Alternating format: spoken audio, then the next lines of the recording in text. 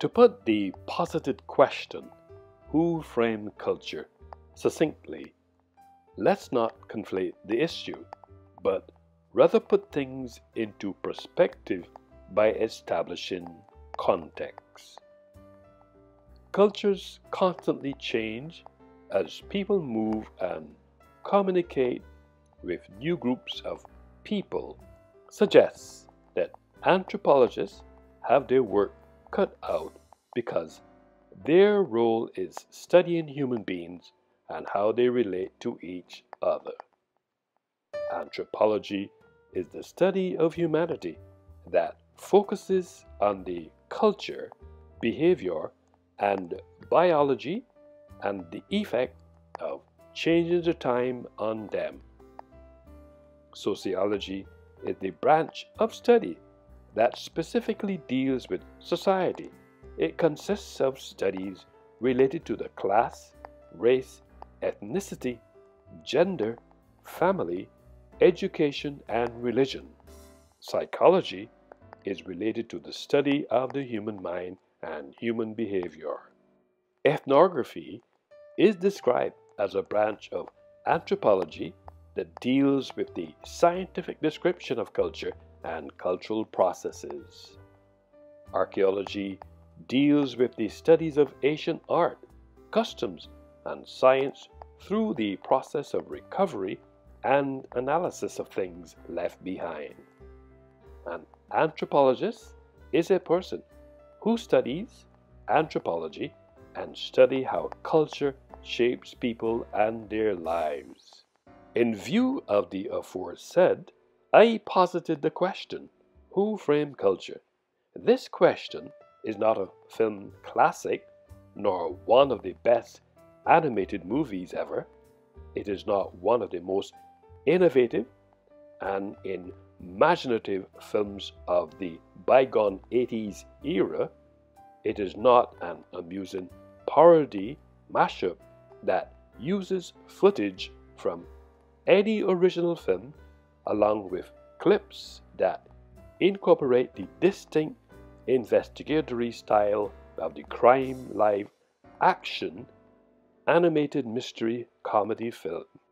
It is not a more serious mystery novel done in the tradition of hard-boiled, private eye stories. It is not a subversion and or commentary on the seductive politics of the noir genre, animation, and global culture in general. It is not about framing someone or used as a distraction.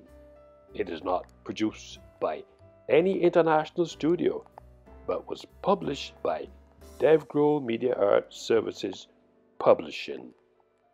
Although Who Framed Culture is perceived as a double entendre, and it has the signatures of a figure of speech of the particular way of wording that is devised to have a double meaning, of which one is typically obvious.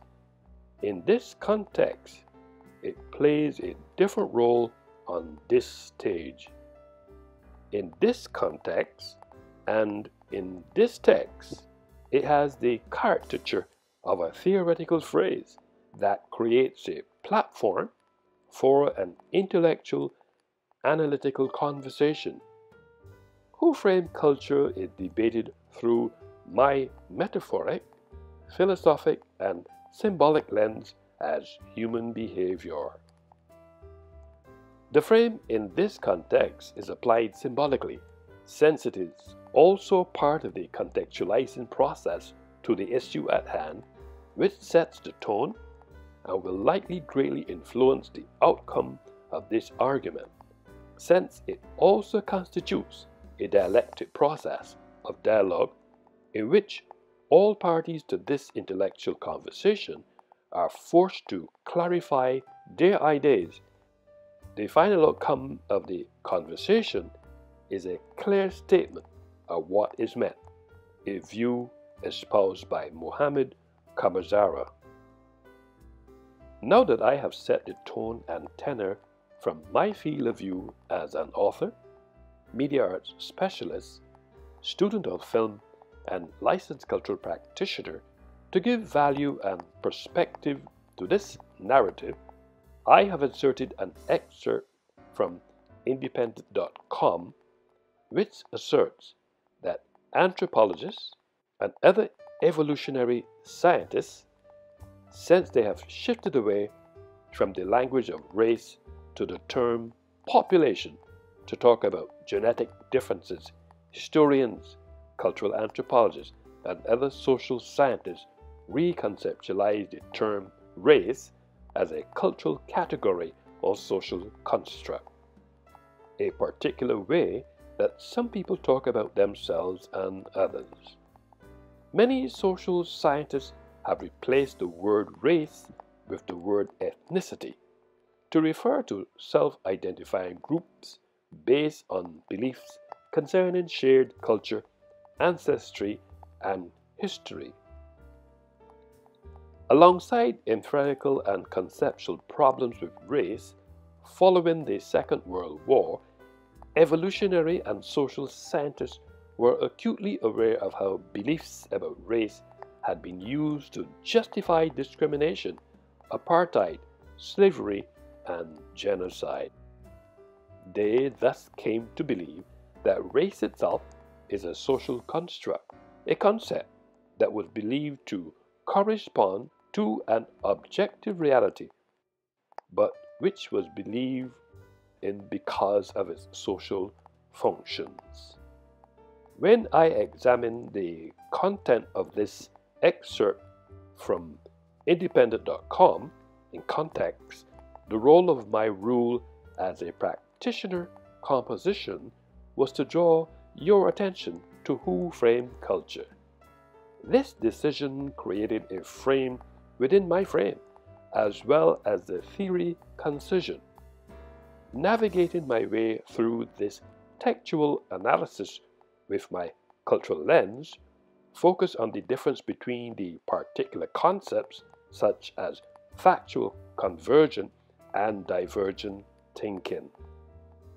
Importantly, the general and the universal lens allowed me to frame other concepts in a metaphoric, philosophic, and symbolic context.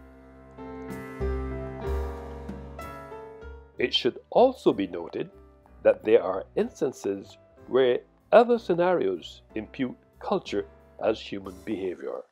For example, an excerpt from Elizabeth Prynne Paul's highlights the point that within this Enlightenment notion that there was in fact a natural order derived from the philosophers of ancient Greece, who had described the world as comprising a great chain of being, a view in which the world is seen as complete, orderly, and susceptible to systematic analysis. As a result, scholarship during the Enlightenment emphasized categorization, as soon produced various typologies that describe a series of fixed stages of cultural evolution.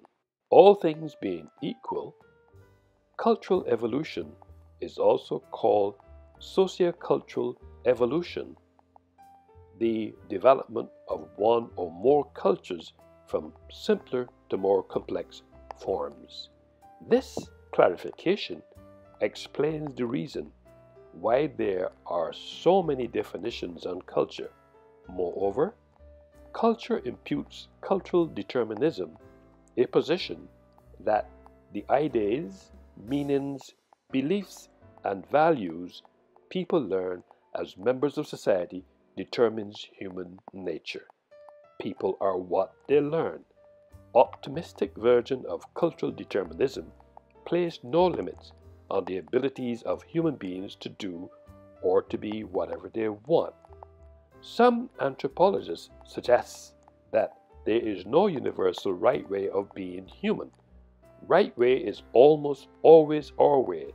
That our way in some society almost never corresponds to our way in any other society. Proper attitude of an informed human being could only be that of tolerance. The content of this excerpt seemingly impute culture as human behavior. In another space, framing keeps the viewer's focus on the framed objects. It is because of such a process, which requires thinking, that as an author, framing stimulates my decision-making process by highlighting particular aspects. For example, Elizabeth Prynne Pauls asserts from the age of discovery introduced in the 15th and 16th century Europeans to a wide variety of primitive cultures. Almost immediately, European intellectuals began efforts to explain how and why the human condition had come to be so diverse.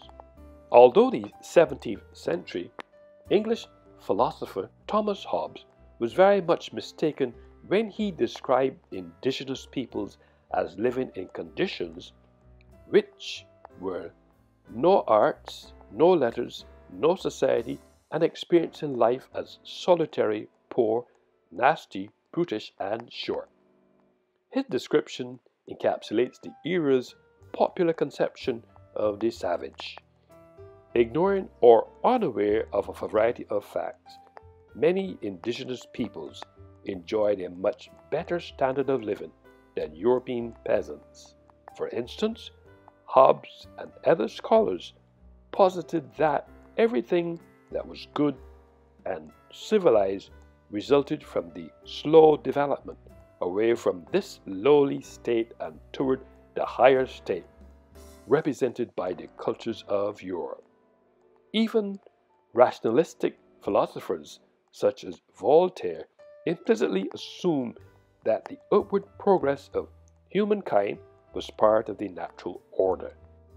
When I deconstructed in context the historical events as Paul describes them, culture refers to the cumulative deposit of knowledge, experience, beliefs, values, attitudes, meanings, hierarchies, religion, notions of time, roles, spatial relations, concepts of the universe, and material objects and possessions acquired by a group of people in the course of generations through individual and group striving is human behavior, which satisfies the tenets of who frame culture discourse. In this space, clarification is paramount, since it underscores framing as an important aspect in global citizens' way of life, especially where an issue can be highlighted to make sense of this text or any events. Cultures are what make countries unique. Each country has different cultural activities and cultural rituals. Culture includes material goods, the things the people use and produce. Culture is also the beliefs and values of the people and the ways they think about and understand the world and their own lives. In this post-modernity period, culture is and will always be a way of life of a group of people, their behaviors, beliefs, values, and symbols that they accept, generally without thinking about them, communication and imitation from one generation to the next. Culture is a word for the way of life of groups of people, meaning the way that they do things. We must also be cognizant of the fact that different groups may have different cultures. A culture is passed on to the next generation by learning, whereas genetics are passed on by hereditary. Culture is seen in people's writing, religion, music, clothes, cooking, and in what they do. And it is impossible to tell exactly how many cultures there are in the world, because it is not easy to measure cultural identities directly. But I must confess that it appears that a lot of what we global citizens do in our daily lives is seemingly based on common sense what we have learned from others, or what we have learned through personal experience or observation.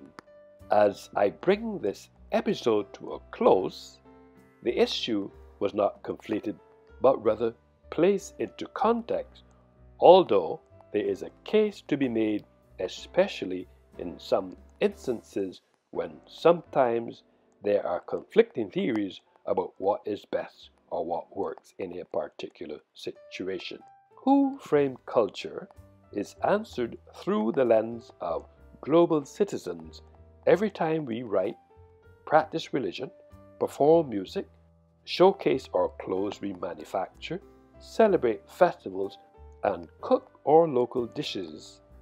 Put succinctly, in perspective and context, because cultures constantly change as people move and communicate with new groups of people, are characterized as human behavior.